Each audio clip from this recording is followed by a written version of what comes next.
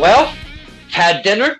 I've had a fun-filled day of interviews. We had one Mike Love Jones on at 12 p.m. We had look at that smile. Look at that beautiful smile.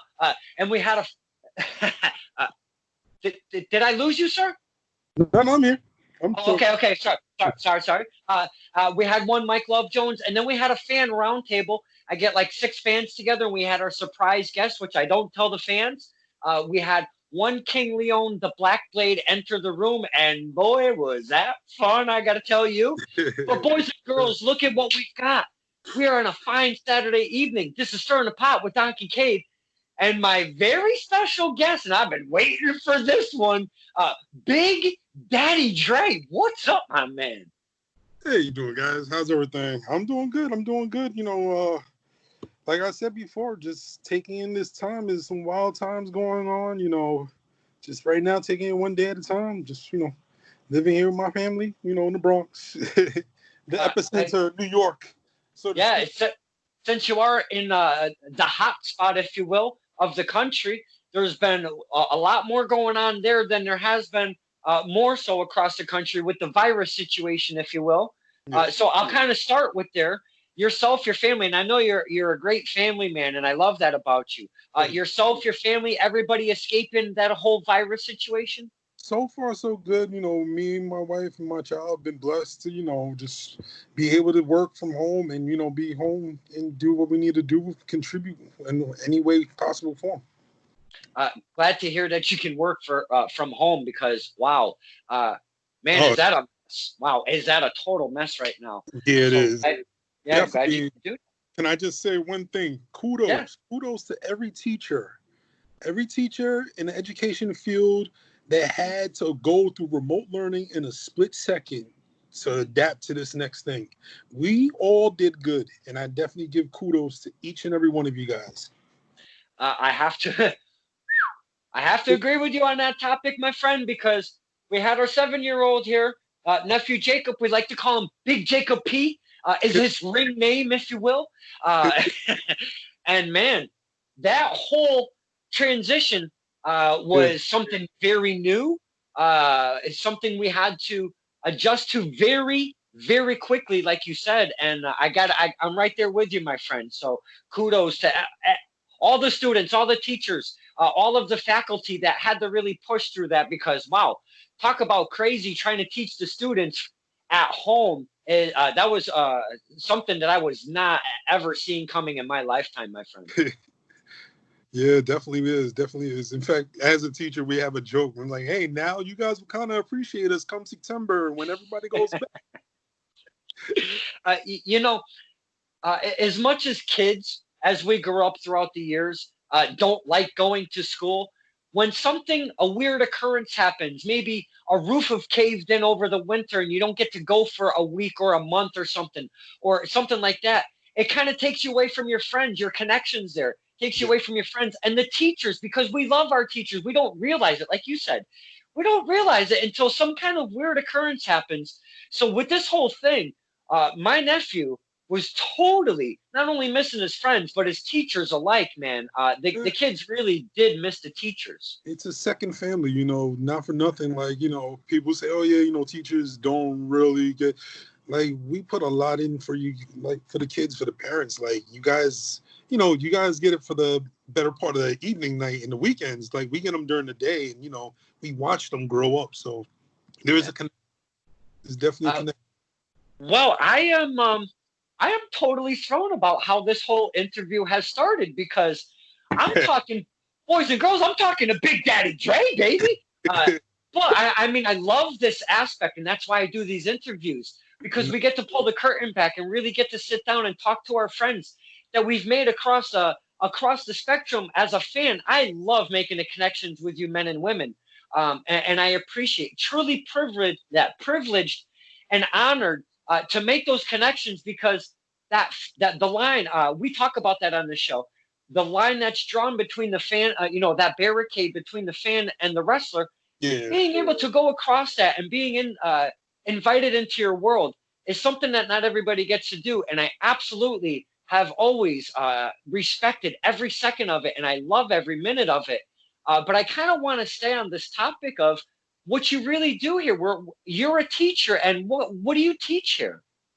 So I work with special need kids. I'm part of District 75 in New York, which is like one of the largest districts in New York City, and we generalize with special need kids. Oh, So when this whole pandemic came about, it kind of hit us more hard because we're more for one, I'm a teacher's aide. I want to like kind of like, so we're more hands on with the kids. So we do like hand over hand and stuff. We're very up close. So when this thing started going down, it was just like how we're going to be able to work with the kids and how they're going to keep them safe. And, thankfully, we had some smart people that, decided to shut down our state and, keep the kids safe because, a lot of people died within the last, 2-3 months. So. Again, kudos to yourself and all of the teachers that have been pushing through this thing. Crazy times. And that's we've talked about first responders. We've talked about many aspects. But you know what, my friend? This is the very first time that the teachers have ever been brought up. And I applaud you on that because that's something that kind of gets left behind because even though we've dealt with it at home, when we talk to the men and women that enter the ring, that's never been brought up. So I applaud you for bringing that up, especially being a part of that whole situation. We are kind of like what you would say the silent majority. So you found your way to be able to communicate and take care of the kids because that's a different animal altogether. Taking care of the special needs, that's a whole different ball game right there. Yeah. My mom, personally, when I remember when I was a kid, I was probably, I don't know, I'm going to say around maybe 8 years old or so. I truly remember going to when she was a teacher's aide for special needs in New Britain, Connecticut, and I would go with her and hang out like on my days off or whatever, or on the off days when we had vacation as a kid. And I totally remember seeing what she would do. So it's very, very hands-on, my friend. So since we're on the topic, and I love this topic, and I know it has nothing to do with wrestling, but it has something to do with Big Daddy Dre. Whoever's watching, we're gonna get back to wrestling. But I'm very intrigued on this topic because again, my mom was a teacher's aide in special needs. The biggest difficulty, without getting too much into detail, what was the biggest hurdle for yourself and the special needs in that area? So I kind of went from a lot, like a wide spectrum. See, when I first started, I worked with kids in wheelchairs. And then I kind of went from working with those kids to working with kids that are more on the spectrum as far as like being high and low. So I kind of last year I worked with a man, he's a real big wrestling fan. So he started a program called Mud Agrees. So Mud Agrees is pretty much, he has his personal dog come in, and he runs lessons with the children, and he kind of like tries to get the kids to see how treating a pet or a dog goes from treating your classmates, and how how it goes from being structured from home to school and back and forth, and to community too. Man, I butchered what he just said. He's probably gonna watch this and be like, "No, that is not what it is." But that's what it is. Sorry, Trey. the easiest way to kind of just explain it to us real quick, and I appreciate that, my friend. I really do. I totally appreciate that. So what we like to do here, though, on stirring the pot, sometimes we literally stir the pot around here and poke the bears, if you will, as my friend Eric says. What I like to do on this show is we pull back the curtain. We kind of bring the entertainment value of wrestling, if we can. Some say in character. I've had that happen. One a la Ding Ding and one Chris Cannon come to mind right off the top of my mind. Wow, those guys, holy crap. But what we like to do is kind of pull the entertainment value back a little bit. We like to talk to you about some of the general stuff, just not in the spoken in the general manner, if you will, when it comes to wrestling. We like to have fun. Sometimes I kind of get loose with the lips. So I have to apologize. I don't know if you are as well, but it is what it is. We're not regulated on this show. Don't give a crap. Goes on YouTube. We have a lot of fun. So kind of like to dive into, we love to talk about character on this show. And where I first saw you was, and I don't know if this is a bad subject or not, but I'm going to put it right out there. I am representing some of the new threads from the HOP, the House of Pain. I see. You know, son, I'm not front. I've noticed a bunch of their new shirts, and I gotta say, very nice, guys. Very nice. Kudos. Stepping up the merch game, if you will. Yes, definitely. I actually do like that shirt. Kind of reminds me of where I live in the Bronx. It's the 6, the 5, and the 4, which is the green line. So they're representing at least the Bronx part, which is the northeast, or the northeast side of the Bronx. Yeah. When I seen this, they had a couple designs come out. I looked at this and I go, "Oh man, I am so all over that. That is a fantastic buy right there. Love that." Well, now I purchased the shirt. Yeah, get the merch, especially in this time right now. On the end. You know, son, not for nothing, and you know, just to peel back a little bit, you know, they're still my brothers, and no matter what, I always support them. And I actually purchased a shirt because, you know, I like, not only do I like the shirts, but you know, I gotta give them some props. You know, they're doing it. Yeah, they're okay, right? They're okay. they're right. Their attitude is a little bit iffy as of late. So. Yeah, tell me about it. I've been in the middle of all of that madness. Yeah. Now, that's where I first saw you. You guys were a trio, and man, when you guys come out, because you are not small gentlemen, might I add. Myself, as Mr. Ronnie Ribs SOG says, I weigh about 35 pounds, which I'm really not that far away from, to be honest with you. So me, I stay on that other side of the barricade, if you will. Don't want to get in the ring and mess with you kind of guys. When you come out the curtain, you're loud, you're proud. You tell us what to do, if it's a cheer, if it's a boo, because I've seen you do both, to be honest with you. I've seen it both with the crowd. So if you could, why don't we just jump right into your character, Big Daddy Dre. I'm very curious on the name. Did you have help bringing that name to the table, or did you bring it to the table yourself? I actually brought it to the table. When I first started wrestling, I was going by the name Genocide, but it wasn't that bad. Same Genocide as you would think you would spell it. So I would spell it Genesi. Okay. So I got joked on about that for years with the guys. And this is when we were like, I'm not gonna say we were yarding, but this is around the time, like, every wrestler, no matter what, they don't start off in the school. They start off in the backyard or in the park or anything. It was like in the playground, in the bedroom. You never know. It's like they all start somewhere. So, you know, that character. Then I kind of transitioned from Genocide to Genesis. Okay. Another weird name. So I took like maybe a good year off from wrestling, well, with my boys and my friends, and then I came back as Big Daddy Dre. The character, the idea behind Big Daddy Dre was he's kind of a mesh between Clubber Lang from Rocky 3 and Apollo Creed from Rocky 4. And then you got Kevin Nash thrown up in there with the talk, the throwback. And that's about it. Like, you know, and a lot of like heavy hits. So like I kind of like try to focus my style more strong style. Like everybody says, I'm pretty agile in the ring. We've done lucha, so I know how to do lucha and all that.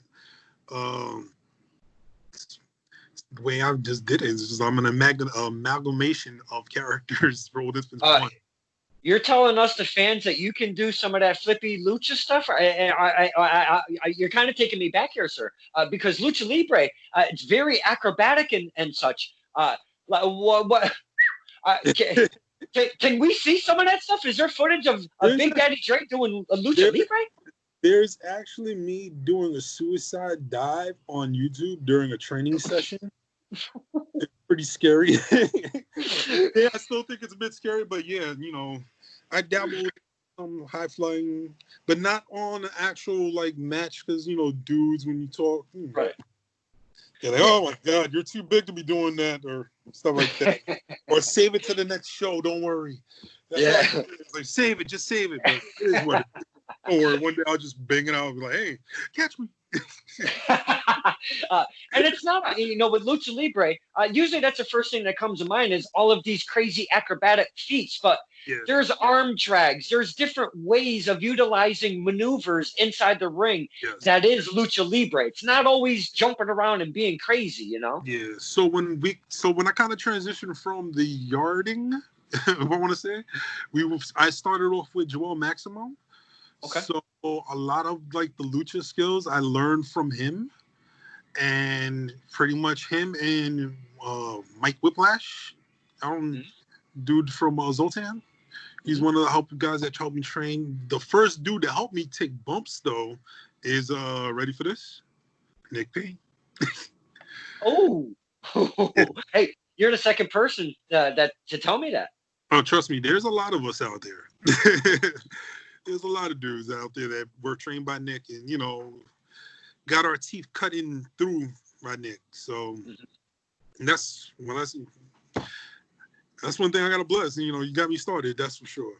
I must say, when Nick Payne is talked about on this show, very respected man, my friend. Great character, utilizes his projection of words in wrestling. You need that. All depending on what your character is. Sometimes you don't, but most times you do. And he talks, he jaw jacks with us, the fans, something like none other lately, I must say. Him and Mr. Hakim Ali as well. Now, you've talked to us an evolution of character, if you will, and we love that on this show. Now, what made you change from this Genesis character? Because I'll take it from the Genesis instead of the genocide, if you will. Yeah. From Genesis to Big Daddy Dre, because you had this layoff of a little bit of, you said about a year, correct? Yeah. What makes you change your gimmick to totally something different? I would imagine, right? Yeah. So around the time that I kind of like transitioned from being on the black mats to the ring, I kind of was like, something, when you present your name or your gimmick, it's like it has to be family friendly, because you can't just target just one specific type of person or one specific age group. So I kind of like started thinking about what can I do to get like my character over and not be the monster known as Genocide or Genesis. So I kind of was like dabbling around. One day I just happened to watch Rocky IV. And there was something about Mr. T's character that was just like, like he was talking so much trash, but it was just, for me, it's humorous. Like when I feel like a heel does, like they beat somebody up, I'm gonna beat you up, but I'm gonna beat you up and talk trash while I'm beating you up. It was like, oh, get up. Yeah, get up. Come on, stop hitting yourself. Stop, like stuff like that. So I like said, all right, I'm gonna take just the quiet, silent, because Genocide he wasn't as talkative as Big Daddy Dre is. So I kind of was like, something, I'm gonna take that. Then I'm gonna take a little bit of Apollo Creed, throw that in. I started watching a lot of Kevin Nash's promos, and through that coolness, that swag that he has. Oh, wow, I use that word swag. He has that swag that he has, and it's like, I kind of just like threw all that together, and just like out came Big Daddy Dre. And actually, the concept of Big Daddy Dre, there was actually a wrestler in England known as Big Daddy. Okay. So he was real popular, and I saw how popular he was with the kids and with the ladies and the young adults. And I was like, son, I'm just gonna take the Big Daddy moniker and just throw Dre in.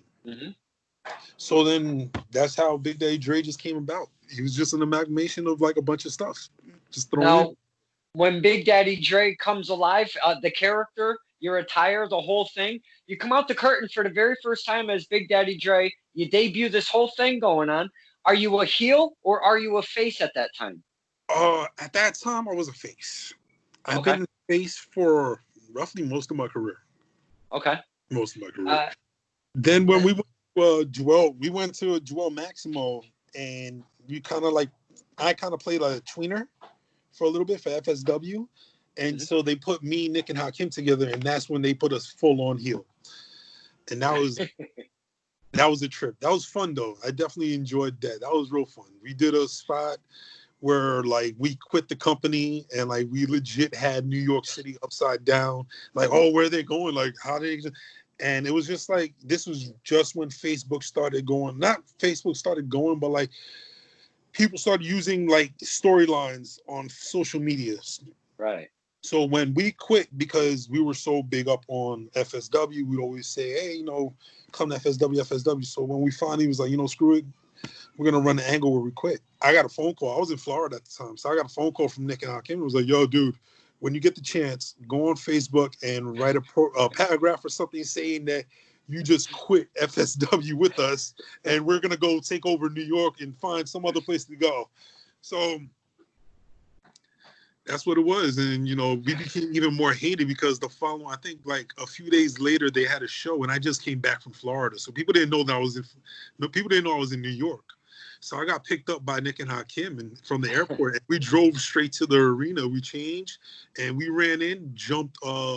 At the time, the tag team champions was the opposition and the hooligans that were in the ring. Okay. And we stole the tag team belts and drove right the hell out of there.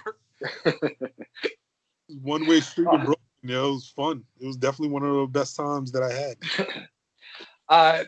What do you find easier or more comfortable, working a face or working a heel? Because I've gotten different answers for across the spectrum. What do you find more comfortable for yourself personally? That was a hard one, actually. That's actually a really good question. Personally, I kind of like being a face. Like, honestly, I'm a nice dude.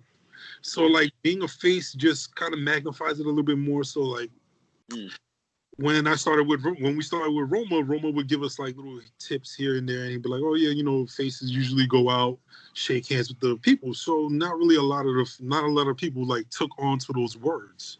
Mm-hmm. So, I remember I used to go out and, like, I would walk outside the arena with my gear on, if I had it on or not, and I would go shake some hands, like, hey guys, thanks for coming, you know, blah, blah, blah.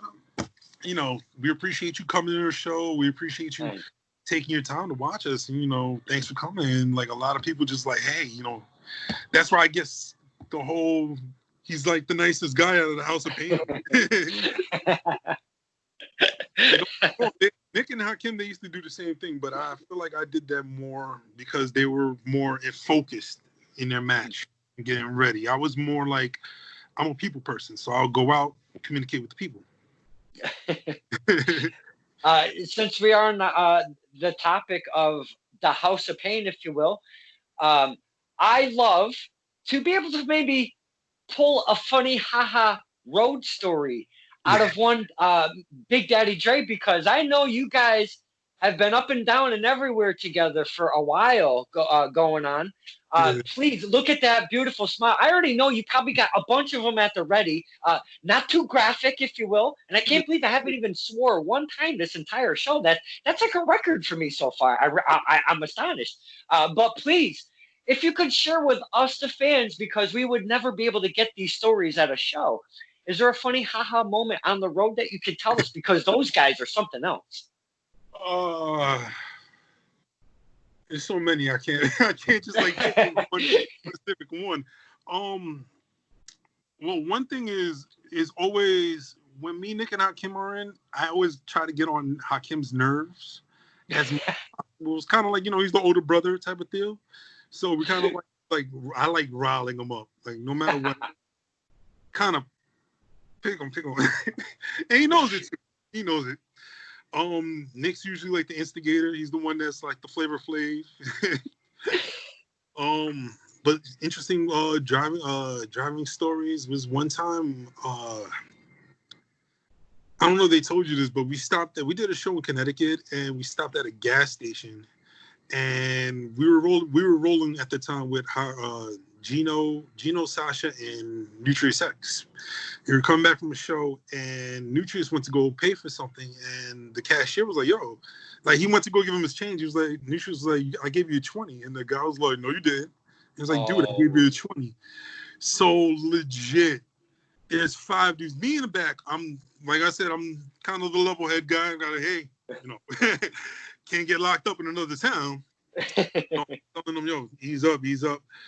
But legit, it's like five of us about to just like beat the crap out of some dude because he's accusing him and stealing. Like, it's just messed up. Another good story. This was back when I first started.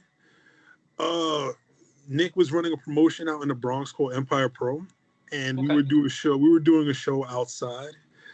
And one of the dudes that was wrestling with, he happened to like enter a battle royal. So as he's walking to the ring, his mother comes from the left, and she starts smacking him in the back of the head. Get upstairs! How dare you! You're gonna get kicked out of the house. Yo. 5 minutes later, no, not even want to say like good 15 minutes later, battle royal's going on in the middle of them. All of a sudden, the kid that gets kicked out by his mom rolls back in the ring, and me and Nick chuck him out the ring. And get set. So, that couple of pranks that we've done a couple of times with the guys from Certified Sexy, like those are we have Team A and Team B, so to speak. And then Team C is all of us collectively together, which is we're known as Team Heat. Okay. So we always get at each other. It's either me, Nick, and Hakim getting at Gino, Sasha, and Nutrient Sex, or vice versa. There's just nothing but good times with them, man. Oh man, I'm about to be like, damn, I miss my friends. I miss my brothers so much. I miss everybody. So it's kind of like I'm getting like choked up a little bit. Hey, you know what, my friend?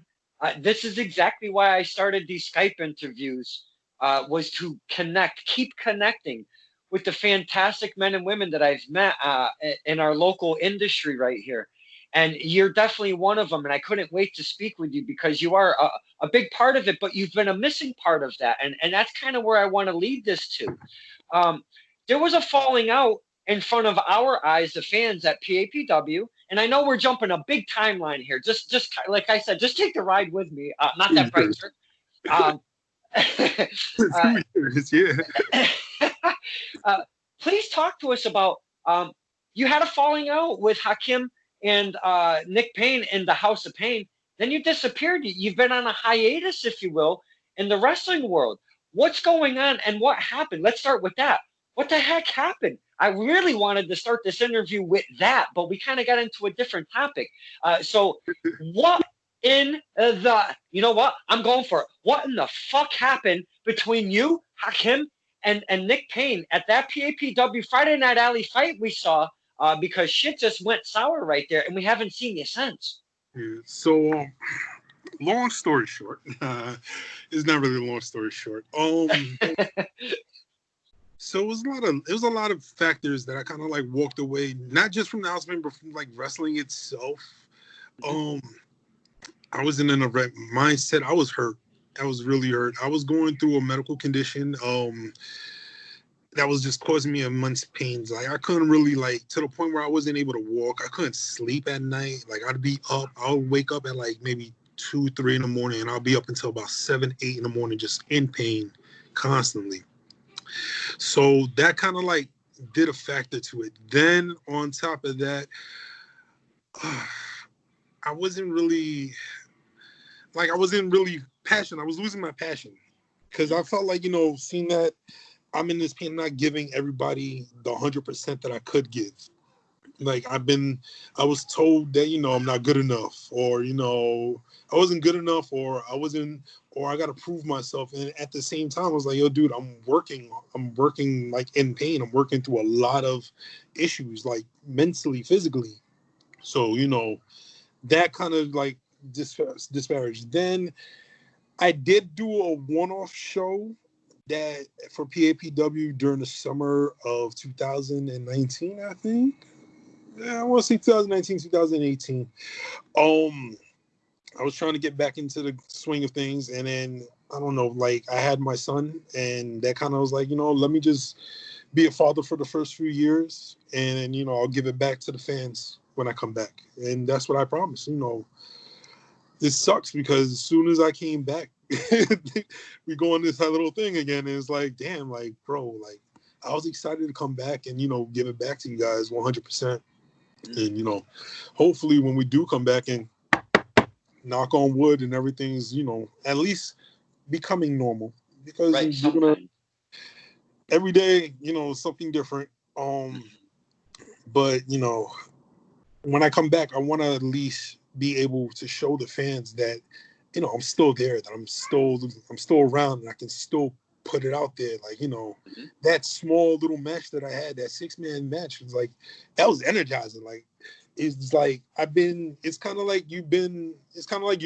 I was tucked away in a cave, or, I was behind gates or a jail, and it's like just wandering, just looking at everybody do their thing. And it's like, after a while, I was like starting to like, I was like mentally just messed up. Like, I would see everybody that, I either trained with or, know personally or came across in a locker room, and then I see them making it. I'm like, son, like, what am I doing? I'm just sitting here, and I guess I'm being a dad, which is great. Mhm.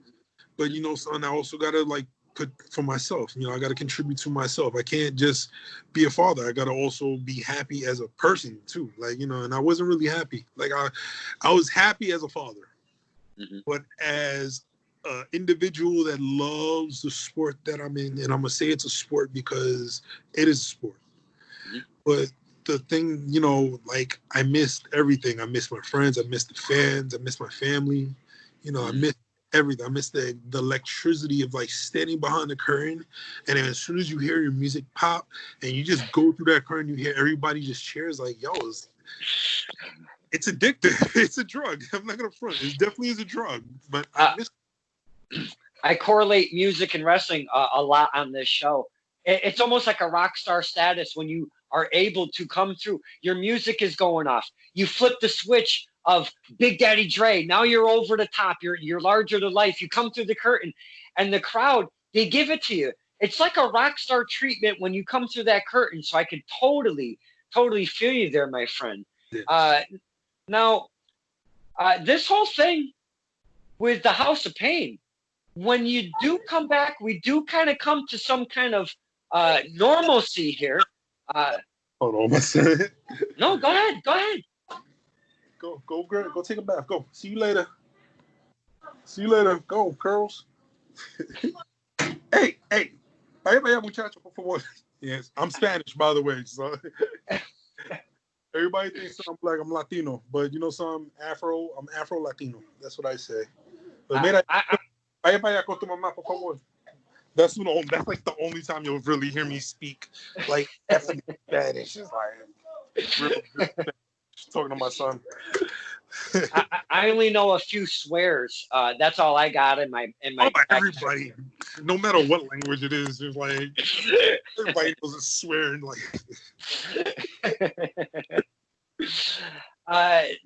now this whole House of Pain thing, the House of Pain. When we do finally come back to some kind of normalcy, and you talked about you lost the passion for a minute there, but now you've really kind of felt that passion missed, and it's kind of come back to you, and you want to get back out there, and you want to feel that energy. You want to be out in the middle of the ring. You want to come out through that curtain and hear that pop. When we come back, are you going to be just Big Daddy Dre on your own? Because we all know right now, these two guys, they've got their own direction going on, and I don't know if you're going to be part of what they've got going on. So my question is, are you going to try to get back with the boys, or are you going to go on your own and be Big Daddy Dre? Well, even before, I was always the single guy.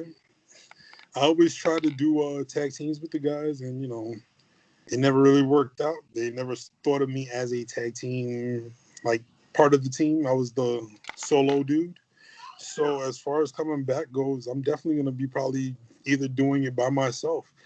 But then again, they do run their mouths talking about how they want challenges, and and what better challenge than the person that actually stood by them and watched them evolve to the monsters that dominated the sport.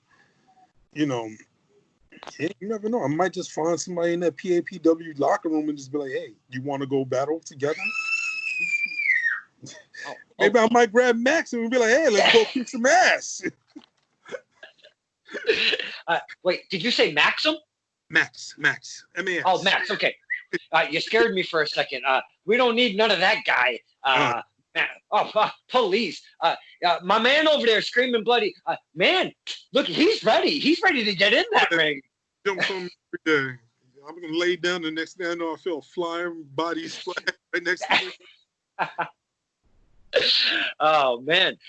Now, me as a fan, seeing that all unfold, I would love to see what the future brings for one Big Daddy Dre and the whole House of Pain thing going on. I'm very intrigued, my friend.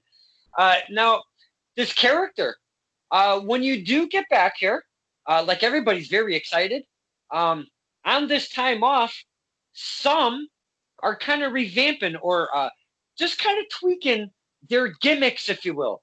It could be maybe their name just had a little something to it. It could be their attire. It could be they used to be face, but now they're going to be heel or such like that.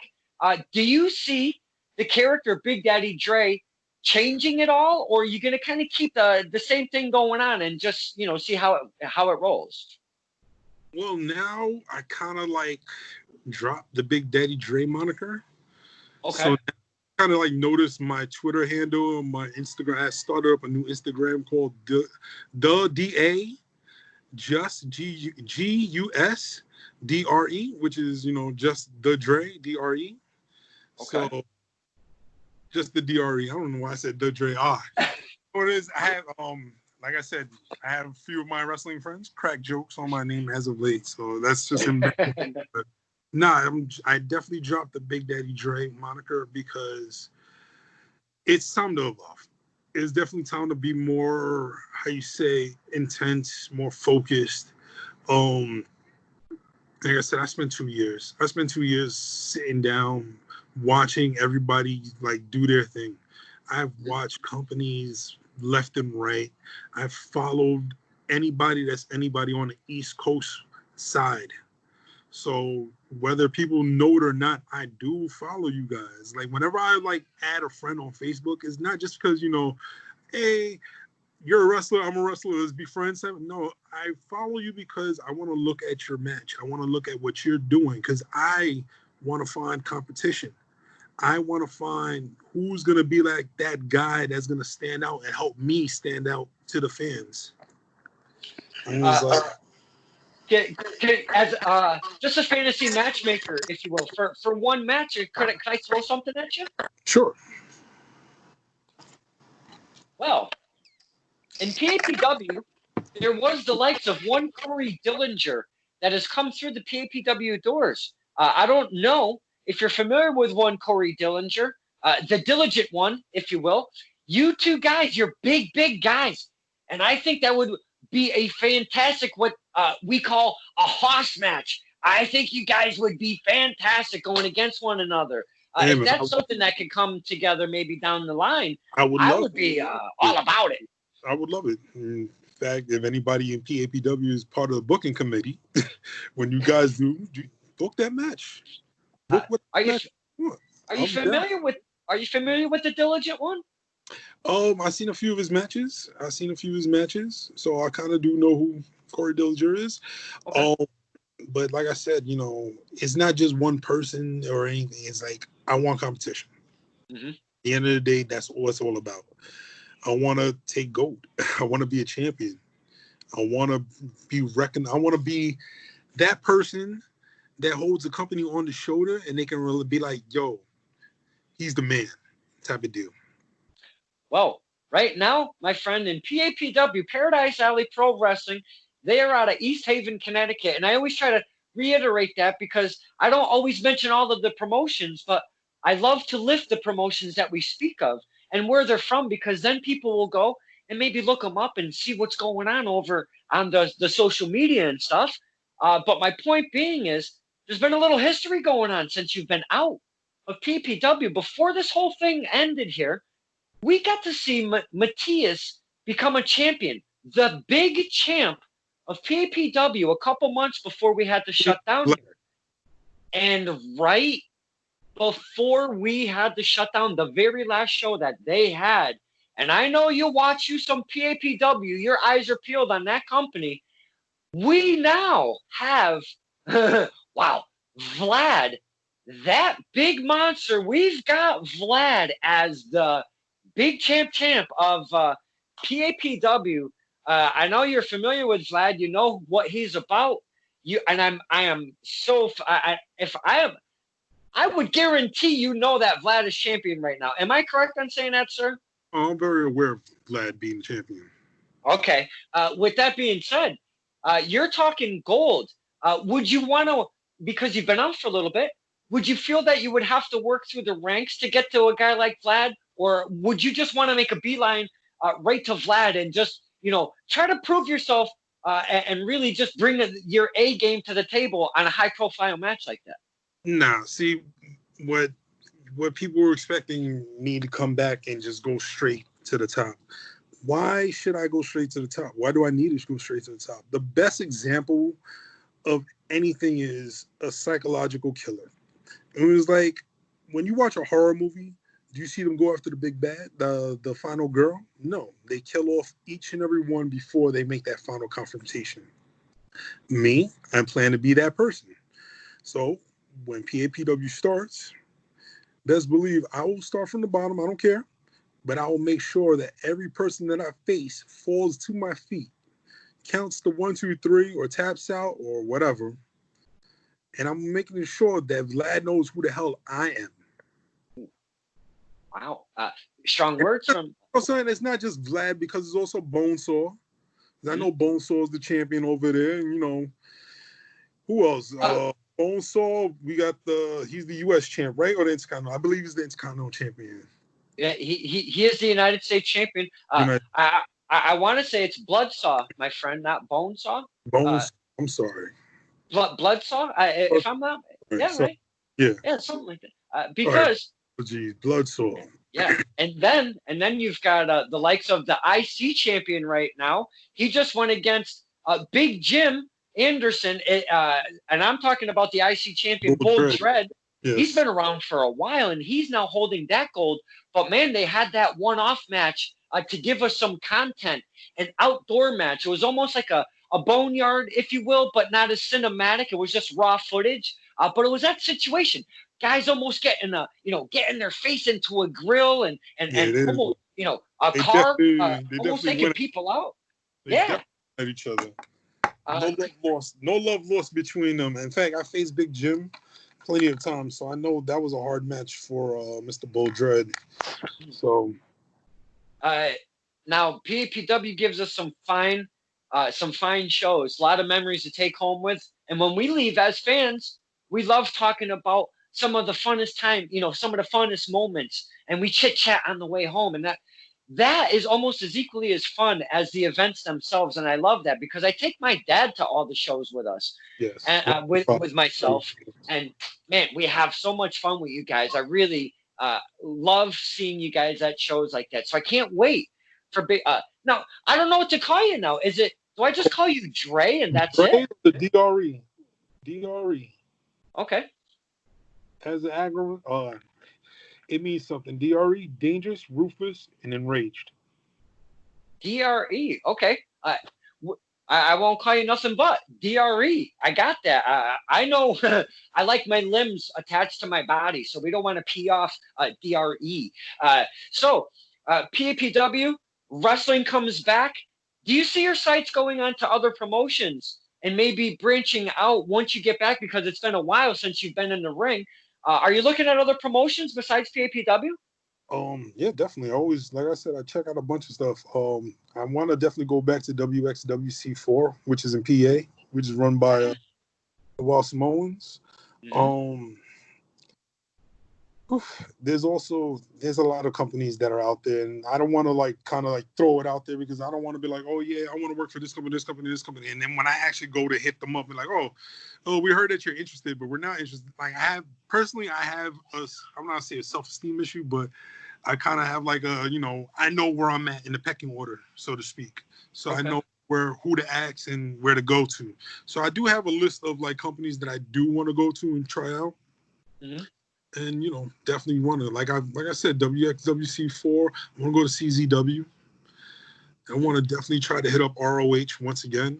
And like me and Nick and Hakim and the guys were doing ROH before, but we were doing like security and ring crew. So, you know, we had that experience, and they always invited us down to be like, hey, you know, you guys should try out. Like all three of you guys should try out. So definitely when wrestling does show up, even with or without them, I'm going to try to go down there. Nice, because that's what you want to do, is expand your experience, and it gains each little piece that you invest yourself in to go into an ROH tryout or whatever. And sometimes it works out, sometimes it doesn't. But either way, you gain that much more experience, and you walk away with something that you would have never known about by going and doing that experience. So I applaud you for doing that. Thank you. I mean, there's a lot of experiences. Like we did Shakira a few years ago for was it National Pro Wrestling Day, and that was like our first, my first like pay-per-view moment, even though it was kind of like an opening card match.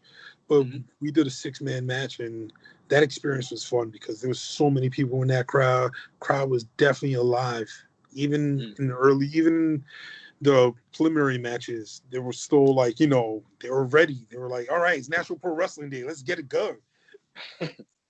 Now, I'd kind of like to talk about your character's moveset a little bit, because you are a big guy. Holy crap. Now, do you utilize submissions? Some of the, kind of not cliche, but some of the usual big guy stuff, like a bear hug, and for like submissions at all? Do you use any kind of stuff like that? Submissions, not just a bear hug stuff. Grab a limb and I pull one direction. If it doesn't snap one way, I'll pull it the other way. If it snaps that way, yeah, that's it. That's it. Grab a limb and pull. Conturn.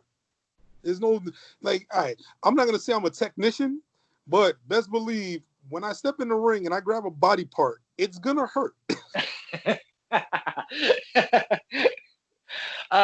Now, you know what I like to do on this show is I kind of like to gauge the men and women, what they watch for wrestling on their days off, because you guys keep such a crazy schedule, traveling everywhere and doing all sorts of cool stuff. But when you're kind of sitting down and you're taking wrestling in, and I know it's a very odd time right now, are you turning on the WWE? And now we have a lot more choices now, being the AEW, NWA, New Japan Wrestling, ROH, and such. What is DRE? What is DRE checking out when he turns on wrestling? Honestly, I haven't really been watching a lot of WWE stuff. I mean, I watch their pay-per-views once in a month, you know, like their annual stuff. Hey, Vince is getting my $9, so you might as well get something, right? It's like the atmosphere itself has been weird. I'm starting to enjoy a lot of the older stuff. Like I do watch with the network, I do watch a lot of ECW, old school ECW stuff. When I was growing up as a teenager, I've been getting into a lot of NWA, AWA, like Deep South stuff too. Just like, I don't know, like I grew up such a Federation head. I never really like swayed away to see how most of these guys are. Like, I don't know where Mick Foley started. And then I started, oh, okay, this is where he started. Oh, there's more of you guys that I recognize. Well, let me go check them out. And those matches are like freaking brutal, bro. And like, it's just like, it's amazing to see like the style, like the way it's different compared to now. It's like, it's more aggressive. For me, it's more aggressive when I watch an old school show. Like, people will be like, oh yeah, you know, it looks sloppy. It's a fight. Fighting is not supposed to look pretty. It's supposed to look as brutal, as painful, as non-coordinated as possible. It's like, when I step up in the ring, I'm not going to sit here and be like, yo, I want to do a cartwheel. From the cartwheel, I'm going to do a drop kick. And from the drop kick, I'm going to roll out and do an arm drag. No, that's not me. It was like, I'm going to go in there. I'm going to throw my fists. I'm going to kick you. I'm going to throw my elbows. I'm going to throw any part of my body that's willing to give impact. I'll do. That's it. Now, pretty much when we started this off, you were talking about how you took time off due to a lot of pain. I've been curious to ask you, was it wrestling injury related, or what was going on that kind of put you on the shelf for a little bit here, if you don't mind talking about it? Dude, it's all good. It's more poor health. Okay. So I don't know if you ever had a fissure. You ever heard of a fissure before? No. Okay, so it's kind of like a cut. It's a cut or it's like a cut or a tissue tear in the back. So I kind of like put it off for like years. I'm talking about like a good 6-7 years. So it started getting worse as I started getting more into wrestling, as far as doing shows more, running programs with people. Like the toll that it was taking out on me, like constantly, was just like the worst. Like it would feel like I couldn't walk. Like I would walk with my back arch like a certain way. Like it looked like I'm tippy toeing. That's how bad it would be. Like, oh, and then the rides going home, like it was just, I'm driving on the highway and all of a sudden I feel like, something's like ripping and tearing down there, and like you lose breath. You're like it's a painful situation. Honestly, I would never, ever, ever like wish that kind of like feeling on anybody. Like, the closest thing that I can tell you, like from when I had got, was when X-Pac went for his Bronco Buster and he hit the turnbuckle instead of the person. Yeah, that's kind of like the gist of what it was. But I didn't get cut. I didn't get like as severe as X-Pac was. Like mine's was kind of like bad dieting. I ate horrible. Like I would eat fried food. Like when people say you are what you eat, trust me, if you put shit in your body's gonna be like, hey, fuck you. Why are you eating this shit? You need to stop. So you've changed your diet and kind of took your routine out of a different and turned it around. Is that correct? Yeah, I kind of like dropped a lot of carbs, a lot of breads, a lot of potatoes, starches, stuff that would just make like stuff passing through. It would just like I had to think soft, pretty much. Mm-hmm. So like the harder you go, like the harder it was, the more painful it was, and it was just a constant like opening, constant re-tearing of my fissure. So I just like started going on a all plant diet and all drink diet and all shake diet. I lost a lot of weight during that time. I mean, I put up some of the weight because my son was born, and kind of like get the dad bod. So right now I'm trying to do my keto diet. So I'm really doing the best that I can. I've actually dropped a significant amount of weight doing it. So, I'm working hard, and, I got to exercise a little bit more. I've been a little bit couch potatoed out. Well, congratulations on everything you've accomplished, because myself, I've never had those kind of weight issues. And I know I've had many of friends that have gone through a lot of stuff that try to kind of, get their weight down, and it fluctuates on them, and they're trying to set goals for themselves. And I totally, totally applaud you. A for effort, my man. And I congratulate you on doing those things, those changes, because it's life changes. And I know it's very hard. So I give you big applause, my friend. Thank you. It's been, trust me, it's been a journey. It's been a journey. Now, I'd like to talk about, I know you're not a spring chicken, if you will, especially when it comes. What gave that away? Especially when it comes to the wrestling game. Now, I kind of tossed this question out because my curiosity got me, and I'd like to see where your goals are in wrestling. A lot of men and women are comfortable being on the independent scene. They don't mind doing that thing. And maybe making some bigger connections to some of the bigger places to make a little bit more money and kind of get a livelihood out of it. But, about traveling an awful lot. Yeah. Or are you looking to maybe get on a bigger stage of the new revamped NWA that we got coming out now? I mean, that's been amazing. Love definitely. Would you be looking at a bigger platform, or just kind of sticking on the independent scene? Well, as a kid, and when you first start up, it's like, hey, yeah, I've definitely got to make it into the WWE. That's the end game. That's the end goal. I'm actually at a point in my life, and I'm like, yo, I'm pretty content with wherever I go. Like, Okay. it's like, honestly, I'd rather be, have fun doing what I like to do. Like, whether it be on the big leagues, AW, ROH, TNA, WWE. But even if I can just leave my mark and legacy and, just on the indie scene, like, there's a lot of dudes out there that didn't make it into the WWE or didn't make it into AEW, and they still, like, their notoriety is still there. They're still talked about.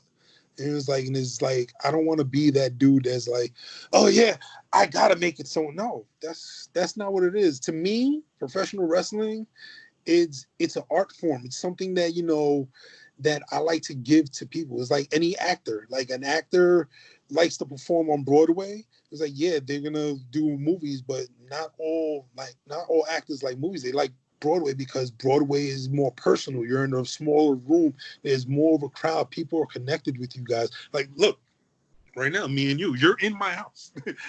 Like, you think the higher ups of, like, WWE, AEW, they're gonna be like, hey, I'm gonna have you guys. No, you have to go through contracts. You have to watch your wording. I can't say fuck. I can't say bitch. I can't say motherfucker. I gotta watch my character. Like, I enjoy this. This is what I like. And this is one thing that I kind of like. When I said I lost the feel for, the smile for, it was kind of like this. Like, I didn't really appreciate it until I started hearing, like, people like, hey, when you coming back? Hey, how you doing? Like, we miss you. Like, dude, what's going on? Like, are you all right? Like, the amount of times, and once again, I'm gonna peel that curtain back. The amount of times I got, like, messages from Nick, like, bro, what's going on? Like, are you okay? Like, everything's fine. Like, are you gonna come back? It's fine. Like, Hakeem will be like, oh, he's retired. Fuck him. And I always tell Hakeem, like, yo, dude, I'm not retired. Don't say that I'm retired. He was like, I'm just taking my time trying to, like, find myself right now. And that's what it was. I'm legit trying to find where I was as far as professional wrestling goes. Like, am I gonna be the 6-man guy? Or am I gonna be the singles dude? Am I gonna be the face, or I'm gonna be the heel? Am I gonna be entertaining, or I'm gonna be just a hard hitting person? Or, like, that's what it is. And at the end of the day, like, professional wrestling, it's a large part of a lot of people's lives, and it affects a lot of people's lives, especially when it comes down to wrestling. So, like, for the wrestler, like, there's an emotional, like, it's an emotional state for somebody to be like, oh yeah, when you come back, you're gonna do this, you're gonna do that. Like, I want to be right mind game, right headset to do it. Because I speak a lot about that. Your physical being, your training, but you got to have this upstairs, because if you don't, that whole package, it doesn't go. We don't respond to, because you're not feeling it and we're not feeling it, so it just kind of doesn't work. Yeah. Now, a couple things of what you spoke on. Fantastic impression of one Hakim. That was amazing. Gotta say, that was fantastic. What are you talking about? It's not a fantastic perfection. I'm the greatest. I'm the best. Look at these arms. Look at these arms. See these arms? These are big python arms. Tell him, Nick. Oh God. Oh, that's fantastic. Oh man. Mr. DRE, you have been I gotta say, you've been smiling since we've started, and I love that smile of yours, my friend, because you come out, you present yourself, you're a big guy, you mean business, you're serious, you got to do what you got to do in the ring, and we've never really talked too much outside the ring, and this was an absolute pleasure for me, because we got to see a different side of one DRE, if you will. So this was really cool. Love seeing that you're a family guy. Love that kind of stuff. And I am so glad that yourself, your family, and everybody that's around you is, doing well, escaped all of the bull crap we got going on right now. So that's a definite plus right there. And I just want to thank you so much for sitting down with us and the fans and opening up, because not everybody's willing to open up a little bit. And you are amazing today. And I really appreciate it, my friend. Thank you very much. I appreciate it. Like, honestly, the honor is, like, I really enjoyed and I really am honored that you actually got a chance to talk to me and give me the platform to at least let me like vent a little bit, not vent, but like a lot it off. And it's definitely I appreciate that, and I definitely appreciate each and every fan that's gonna pretty much watch this and like get a little piece of me and understand where I'm coming from. Mm-hmm. And when that's exactly. Oh, go ahead. Sorry, when wrestling comes back, I'm definitely gonna give y'all 110%, and I can't wait. I really can't. Yourself and myself and many other people, we cannot wait till some kind of normalcy. I don't care if we can only have 50 people in the damn building and we have to sit like 7 chairs apart from each other. I don't give a rat's ass. Let's do that. Let's do something, man. Let's get this shit on a handle on it. Let's figure it out, hopefully much sooner than later. And I say more hockey rank shows. Being selfish here, I am so looking forward to seeing the future, what the future brings to when DRE gets back in that ring. I am looking forward to that so much. And my dad is a big fan of yours, might I add. And he is definitely, when I tell him that I talked to you and you've got a little something different going on that you're going to bring to the table, man, he's going to be like, when are we going to wrestling? I'll be like, hold on, Pop. We got to figure it out first. Again, a pleasure having you on tonight. This was amazing. A nice nightcap, if you will, to really just put this whole day. We had a fantastic day of interviews today, and ending it with DRE was a fantastic way to end this. So this was stirring the pot, and I know I rambled a lot, my friend. This is stirring the pot with Don Kincaid and my very special guest. Don't call him Big Daddy Dre no more. You got to call him DRE. Let's get that rolling. Hashtag DRE. Well, we got to figure something out there. My friend. Want to hashtag something? Hashtag Yo Bus It. BUSIT. Yo Bus It. That'll be my hashtag. I'm trying to get that over.